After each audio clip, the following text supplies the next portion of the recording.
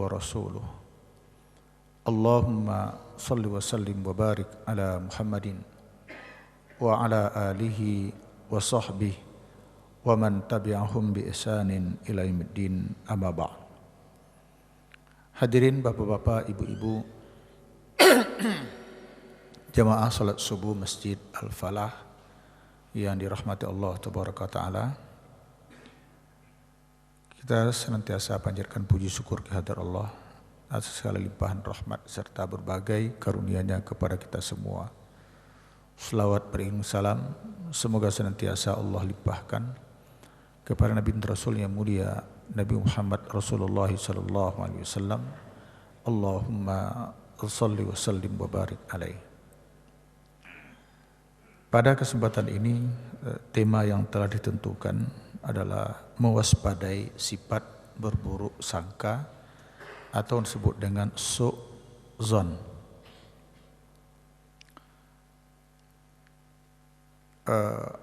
Memang agama Allah ini diturunkan oleh Allah Tabaraka Ta'ala kepada kita sebagai din yang membawa misi rahmatan lil alamin.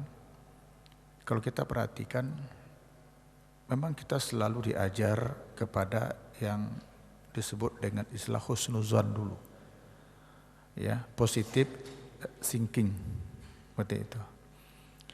Kita ambil dua contoh aja. Misalnya tentang sebuah kisah yang sangat menarik di dalam perjuangan Islam, dan ketika itu Rasulullah masih hidup. Mungkin bapak-bapak ingat ada suatu peperangan yang disebut dengan Saraya.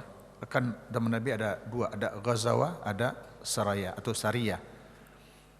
Kalau Ghazwa adalah peperangan yang dimana Rasulullah langsung yang ikut menjadi pimpinannya. Tapi ada juga peperangan di mana pasukan itu Rasulullah tidak hadir, tapi dipimpin oleh panglima perang yang lain, itu disebut dengan Sariyah atau Saraya. Nah, pada satu ketika pernah Rasulullah mengirim satu pasukan, dan Rasul otomatis tidak ikut karena kalimatnya kan mengirim. Dipimpin oleh seorang anak muda, kalau tidak ingin dikatakan sangat muda, baru berusia 17 tahun. Ada yang ingat siapa itu namanya? Kali aja kita masih ingat. Ini bukan nanya untuk ngetes, bukan. Kali aja kita masih ingat. 1, 2, 3. Siapa namanya? Belum. Oh, enggak juga. Umurnya baru 17 tahun. Ada enggak yang umur 17 tahun anak-anak kita di sini? Ada? Menunjuk antum 17 tahun. Coba melihat kepada wajah beliau, ini umur 17 tahun itu seperti itu. Sekarang tongkat panglima perang itu ada pada dia. Coba. Udah? Ngaku? Oh enggak. Usamah bin Zaid. Nah, ya, baru ingat tuh. Usama bin Zaid, ya, Zaidnya adalah Zaid bin Harisah. Rasulullah kan didampingi oleh dua orang Zaid. Ada Zaid bin Harisah yang pernah diangkat menjadi Zaid bin Muhammad.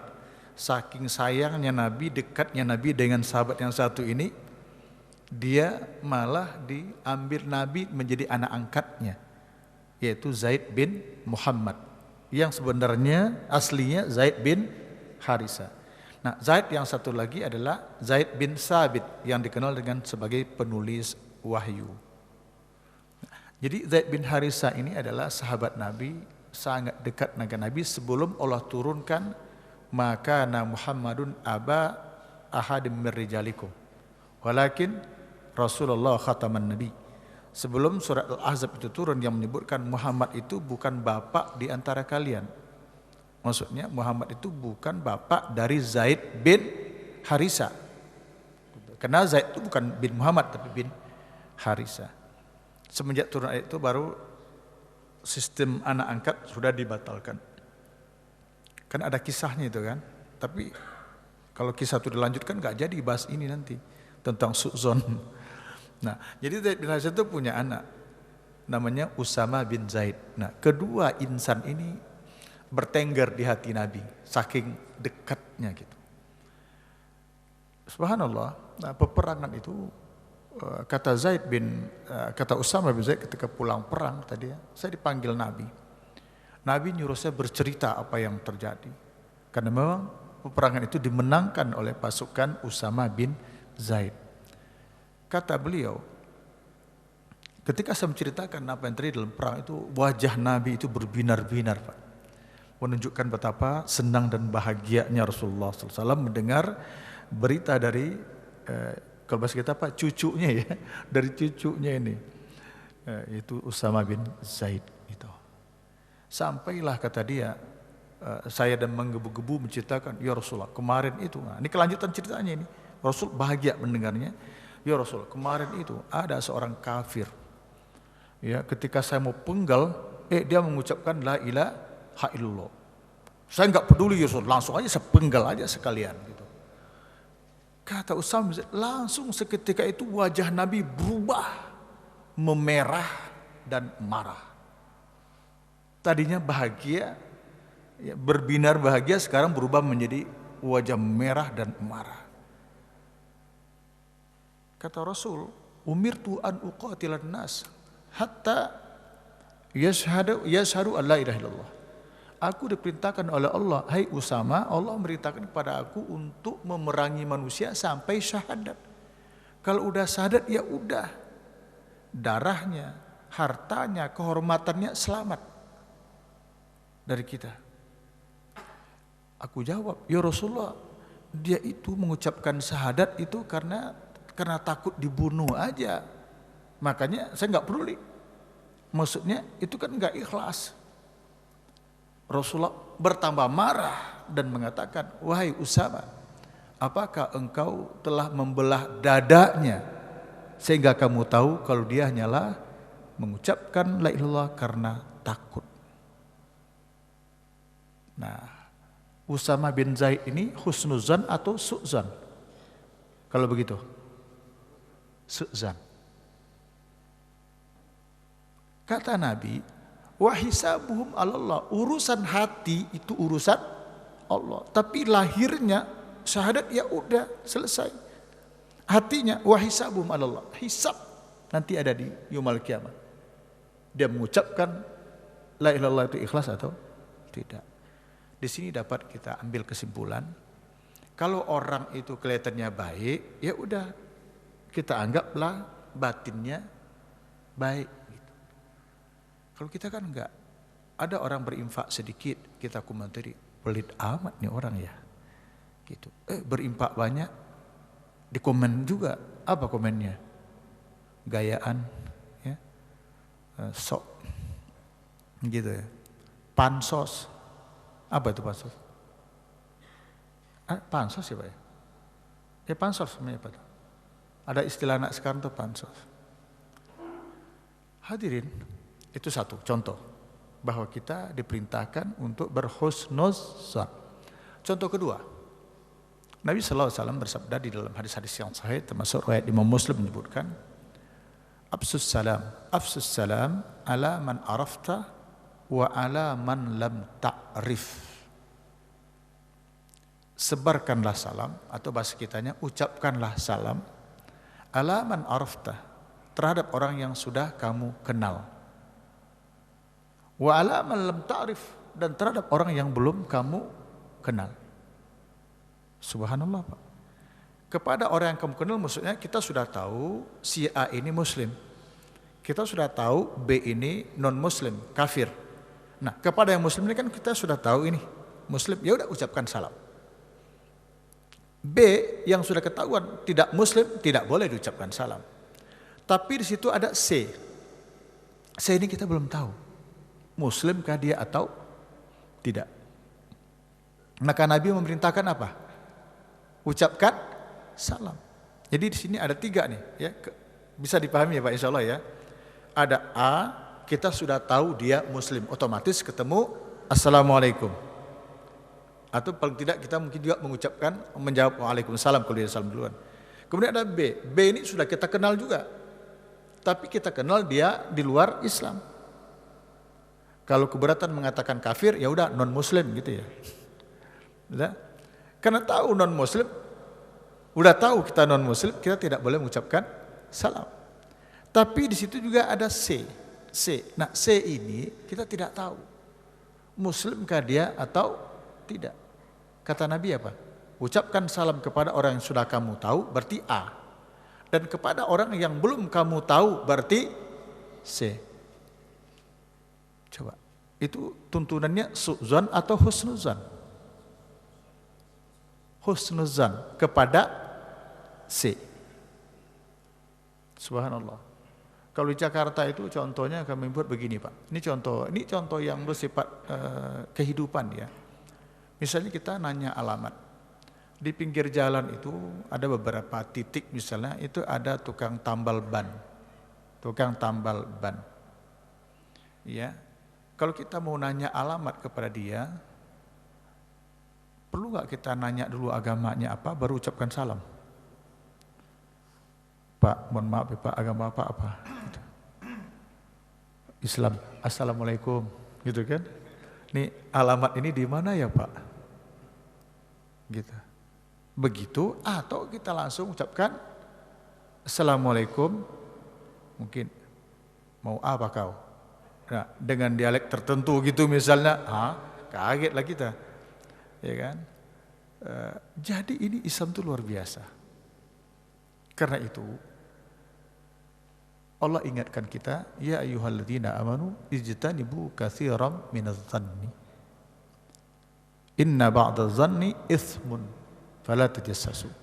Hati-hati kata Allah. Hati-hati, hindari berprasangka buruk. Atau bahasa kitanya hindari berburuk sangka. Karena sebagian, tidak semua.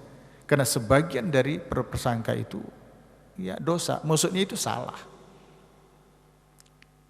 Oleh karena itu hadirin berbahagia, di dalam kaidah agama kita, kaidah usul namanya al-zahiru yadullu alal batin. Secara umum yang tampak lahir itu menunjukkan batinnya seperti itu. Walaupun itu bisa berbeda.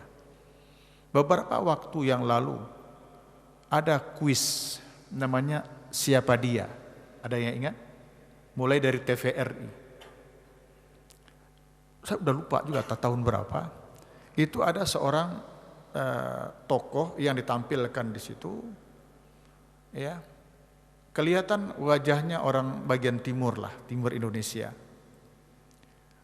Lalu para peserta yang penebak itu dengan menanyakan nggak boleh menukik langsung kan, kamu kerajaannya apa kan nggak boleh, tapi kalau itu langsung kejawab nanti, muter dulu ke sana sini, akhirnya disimpulkanlah bahwa beliau ini adalah pendeta. Itu kesimpulannya, karena wajahnya memang mirip orang timur, pakai dasi, jas, dan ditanya. Kesimpulannya para finalis ini adalah pendeta. Kemudian disuruh yang bersangkutan mengaku, menunjukkan siapa jati dirinya. Bapak tahu siapa dia? Adalah Muhammad Ali, qori yang pernah dimiliki oleh bangsa ini bertingkat nasional, Muhammad Ali. Ketika seminar internasional tentang mukjizat Quran bulan Agustus tahun 94 di IPTN Bandung, qadarullah saya ikut hadir sebagai peserta, bukan penyaji, bukan. Kita masih mahasiswa ketika itu. Saya dari Dewan Dakwah diikutkan untuk menjadi peserta, ya. Nah, Muhammad Ali ini itu adalah pembaca ayat suci Al-Quran ketika penutupan acara seminar mukjizat internasional tentang Al-Quran itu. Saya ketemu, ngobrol sama dia, ketawa dia, saya tanya, saya ingatkan kembali tentang peristiwa itu. Jadi tampak lahirnya dia ini memang cocoknya ya pendeta gitu. Tapi ternyata Masya Allah Pak, pastinya kalau dia jadi imam di sini, oh kita mah nggak ada apa-apanya. Qori qori berskala nasional. Tuh. Oleh karena itu hadirin mau berbahagia, buruk sangka itu nggak ada baiknya. Kalau kita baca kitab-kitab atau buku-buku yang membahas tentang sosial kemasyarakatan, berburuk sangka itu ada dua sifat yang paling membuat orang itu nggak pernah bahagia. Pertama, berburuk sangka, yang kedua pelit. Dua sifat dimiliki oleh seseorang, maka selama sifat itu ada pada dia nggak akan pernah bahagia. Nggak mesti kedua-duanya dia punya, satu saja. Orang yang berburuk sangka itu, ya, setiap ketemu orang, ya, itu yang dibangun itu ini orang nggak benar gitu aja. Paling tidak waspada. Nah, dikit-dikit waspada. Yang kedua, dia nggak pernah bahagia. Karena yang dipikirkan orang, sementara orang belum tentu mikirin dia. Saya nanya kepada Pak, kira-kira sehat nggak ya Pak ya? Kita mikirin orang, sementara itu orang nggak pernah mikirin kita. Ini sehat nggak hidup kita seperti itu? Normal nggak gitu? Dua, ya. Yang ketiga, betapa susahnya untuk mencari sahabat, mencari teman. Ya. Yang keempat, ya dosa. Allah sebutkan tadi itu dosa. Kata Nabi SAW, iyyakum, ya, hati-hati. Iyyakum, hati-hati dengan berburuk sangka. Kemudian saya tambahkan, yang tidak pernah bahagia hidupnya adalah orang pelit, bakhil. Orang bakhil itu hidupnya, Masya Allah. Ada orang yang bakhil itu yang curang, pelit, curang. Dia sulit, dia pelit kepada orang, tapi dia senang dengan pemberian orang. Ada juga. Kalau makan di warung dia nggak mau traktir orang, tapi kalau orang traktir dia senang. Ini nggak, ini kalau bahasa Sumatera nggak aci ini yang nggak begini, nggak bener nih, nggak fair. Tapi ada orang yang pelit untuk diri sendiri. Dia tidak mau membantu orang, tapi dia juga nggak mau dibantu. Yang kedua, yang ketiga, ada yang pelit kepada orang juga pelit kepada diri sendiri. Kalau makan itu jarang makan yang enak-enak. Ya, ikan kembung asin itu aja yang dimakan terus karena irit gitu ya. Ikan kembung yang agak asin itu beli yang sepanjang ini itu bisa 2-3 kali makan nggak habis itu. Ya. Tapi nggak ada satupun yang baik itu. Di antara yang 3 itu nggak ada satupun. Nah, kenapa orang pelit nggak pernah bahagia? Saya ambil contohnya, mungkin di Bontang nggak pas. Di Jakarta pas. Jadi ada orang kerja kantor, biasanya ada kantin ya Pak ya. Kantor ada kantin. Kalau orang pelit itu makan ke kantin itu dia nggak pernah bahagia. Kenapa? Dia berusaha untuk makan di kantin tuh nggak ketemu dengan orang. Apalagi minggu kemarin ada teman yang pernah bayarin dia. Nah itu takut banget ketemu besok di warung itu. Takut, umum ya kalau hari ini saya dibayar besok ketemu Pak Ustadz. Saya bayar itu udah biasa seperti itu. Itu yang dia tidak mau. Akhirnya dia pergi ke kantin, kira-kira orang belum ada di kantin. Ya kira-kira jam 11.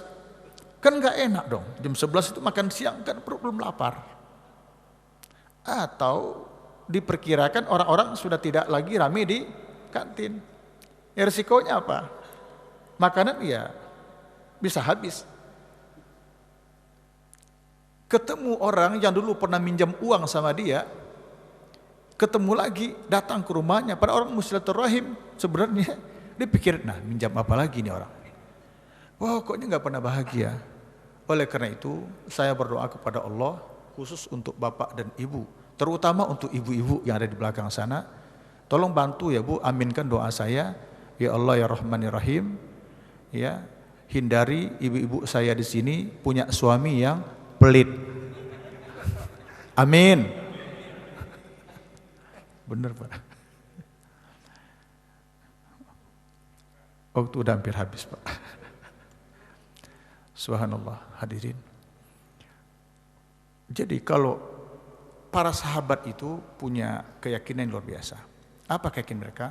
Kalau Allah menyuruh, Rasul menyuruh, pasti itu baik. Terlepas mereka paham hikmahnya atau tidak. Sebaliknya, kalau Allah yang melarang, Rasul yang melarang, itu pasti buruk. Itu yang terbangun di keyakinan para sahabat. Karena itu ketika bertemu dengan larangan-larangan Allah, mereka nggak pernah nanya, kenapa nggak boleh ya Rasul? Itu nggak ada. Ini baru ukuran su'zon kepada sesama. Tapi ada orang yang lebih keren lagi, Bapak hadirin Ibu, ya. Su'zonnya kepada Allah. Itu kan keren namanya. Ya. Durhaka. Ya. Apa contoh orang yang su'zon kepada Allah? Biasanya ketika mendapat musibah. Mendapat musibah. Selalu dikatakan, ya Allah, apa sih salah saya? Pernah dengar seperti itu? Ya Allah. Jadi gini, saya suka berilustrasi membuat satu, karena saya kan penulis Pak. Jadi saya bingkainya itu bingkai cerita. Jadi begini, ada satu keluarga yang selama ini hidupnya damai, anteng. Suami istri, anaknya 2, karena waktu itu masih menjalankan program KB. Ya, kan 2 cukup, laki-laki perempuan sama saja. Masa Bapak lupa sih, itu kan iklan KB. Nah, Masya Allah, dan di rumah itu juga ada seorang nenek yang sudah tua, namanya juga nenek, mana ada nenek-nenek muda, nenek tua yang ada. Bapak Ibu, ini anak sulungnya ini sudah bekerja, kuliahnya lancar, sudah bekerja 1 tahun di perusahaan yang, tapi bukan Badak ya, perusahaan, karena perusahaan yang benefit itu kan bukan hanya Badak ya Pak, banyak lain. Ini di Jakarta nih masalahnya nih. Dan rencananya pertengahan tahun 2023 ini itu akan menikah. Segala sesuatu sudah disiapkan. Adalah umum di mana-mana kalau anak kuliahnya sudah selesai, kerja juga sudah oke, itu bapak ibu yang paling ramai itu kan ibu, yang paling sibuk ibu. Apa yang disibukkannya? Bagaimana ini anak segera menikah. Nah, anak sulung laki-laki ini juga begitu, sudah disiapkan untuk menikah. Sementara di rumah itu juga ada seorang nenek yang dapat musibah, terserang oleh stroke, udah 3 tahun di kursi roda. Artinya kehidupan nenek ini sangat bergantung kepada anak cucunya. Misal ke kamar mandi nggak bisa sendiri, harus dibantu. Sementara ini anak dia ini masa depannya itu kelihatan cerah lah. Pada satu ketika anak laki-laki ini mengalami kecelakaan di tol dan meninggal di tempat. Kira-kira kebayang apa yang dirasakan oleh ibunya? Luar biasa, shock. Ya, sampai terucap, ya Allah ya Rabb. Masih pakai Allah, ya Allah ya Rabbi. Kenapa begini ya Allah? Iya. Apa salah kami? Bahkan keluar lagi kalimat, kenapa harus dia? Nah, kalau kenapa harus dia, ini maksudnya yang cocok siapa emang? Ini saya, mohon maaf ya, ini saya jauh dengan ibu-ibu, kalau enggak saya mau nanya sama nenek-nenek sebenarnya ini. Ya. Atau kakek, boleh saya nanya bapak-bapak, kakek-kakek, bapak-bapak ada yang umur 70 ya Pak? Kan contohnya umur 70 tadi. Ya. Menurut Bapak yang sudah berusia 70, ya, tapi enggak pakai stroke ya, ini sehat nih, sehat, umur 70, alhamdulillah bisa sholat. Lalu anak cucu Bapak tadi, ya, udah siap untuk menikah, bekerja juga udah oke gitu kan. Menurut Bapak, kira-kira kalau mati yang lebih cocok duluan itu siapa? Ini minta keikhlasan Bapak untuk menjawab ini. Apakah Bapak tetap biar aja dia Ustadz meninggal, saya mah tetap pengen, atau kira-kira ini bicara masalah, ya jawabannya apa sih Pak? Apakah cucu yang umur 27 tahun itu yang meninggal, ya tabrak, atau Bapak aja yang meninggal sebagai kakek, kira-kira gimana? Yang cocok?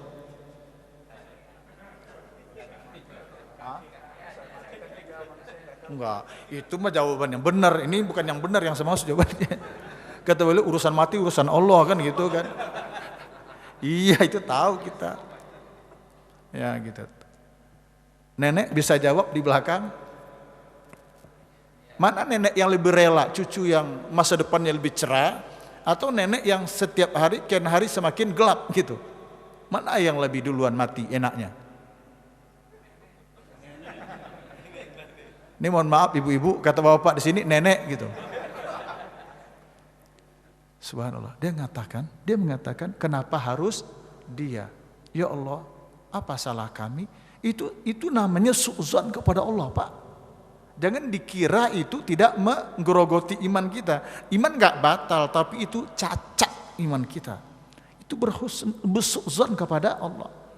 Negatif thinking kepada Allah. Lah nanya lagi, apa salah kami ya Allah? Untung aja Allah gak jawab. Kalau Allah jawab, lo tobat kapan? Baru aja kemarin juga tobat. Baru aja kemarin juga pakai jilbab gituin oleh Allah. Untung aja Allah gak jawab. Malu-maluin nanya, ya Allah apa salah kami? Ada nggak di antara bapak merasa nggak pernah salah? Ya kan? Nah, itu banyak banget ketika menduduki jabatan tertentu, ya, disumpah, dilantik di bawah sumpah, tidak pernah merasa itu adalah ujian dari Allah. Tapi ketika jabatannya diambil, jangankan tiba-tiba dikasih MPP juga setahun, masih belum siap juga itu. Coba. Oleh karena itu hadirin, pada bulan Ramadan yang agung ini kita latih hidup kita dengan banyak berdoa agar kita senantiasa berhusnuzon pertama kepada Allah, jangan pernah su'zon, karena kita yakin apa yang Allah putuskan pasti itulah yang terbaik untuk kita. Nenek kita sakit, kita berobat, pengennya hati kita uang habis, nenek sembuh, pengennya hati. Tetapi yang terjadi bisa sebaliknya, uang habis, mobil kejual, kan gitu kan. Nenek yang diobatin juga berpulang ke rahmat Allah. Yakinlah itulah yang terbaik menurut Allah untuk siapa? Untuk kita. Kepada sesama kita cukup menghukum apa yang tampak lahir saja. Hati seseorang itu urusan Allah Tabaraka wa Ta'ala. Dengan demikian berarti kita telah mengurangi beban kita, insya Allah. Mohon maaf atas segala kurangannya. Kayaknya ini saya yang terakhir ke sini. Ini yang ketiga kali ini kan. Insya Allah. Hari ini Rabu ya. Rabu. Besok, tergantung Pak. Kalau nanti siang hujan, berarti besok Kamis. Kalau tidak hujan, berarti hari ini Rabu. Ya. Ala kulli hal, insya Allah kami Kamis berempat, ya, saya, Ustadz Dr. Nasrul, Ustadz Zen, ya, dan Ustadz yang setengah malaikat, ya, Israfil. Bapak-bapak harus tahu, ini satu keluarga itu malaikat semua, Pak. Ya, bapaknya Abu Jibril, Allah yarham. Tahu kan? Abu Jibril itu Allah yarham sudah meninggal dunia. Beliau ini ada Israfil, ada lagi Ridwan, ada lagi Atid, ya, pokoknya lengkap lah di situ semua. Masya Allah. Ya, keluarga malaikat. Nah, insya Allah kami hari Kamis balik lagi ke Jakarta dan satu lagi 3 ke Jakarta, yang satunya ke Surabaya, Lirboyo, Suarjo ya, Sidoarjo. Mohon maaf atas segala kurangan jika ada hal-hal yang kurang berkenan. Inilah saya, ngaji boleh serius, tapi juga ya beginilah keadaannya. Ya, di jalan kita sama Mas Etri ya, ketawa-ketawa aja kita. Udah capek kita marah-marah sama orang. Di Jakarta tuh bawaannya marah aja Pak. Macet masalahnya. Oke. Jadi jalan macet, iman macet kan gak enak juga. Sekali lagi mohon maaf segala kurangannya, semoga rahmat Allah, ampun Allah senantiasa terlimpah kepada kita semua. Mudah-mudahan bapak-bapak dan ibu-ibu yang di Bontang ini senantiasa dijaga oleh Allah, keselamatannya, anak dan cucu-cucunya. Semua kita mudah-mudahan Allah masukkan ke dalam jannah surga Allah Tabaraka wa Ta'ala. Subhanakallahumma bihamdika asyhadu an la ilaha illa anta astaghfiruka wa atubu ilaik. Walhamdulillahirabbil alamin. Wassalamualaikum warahmatullahi wabarakatuh.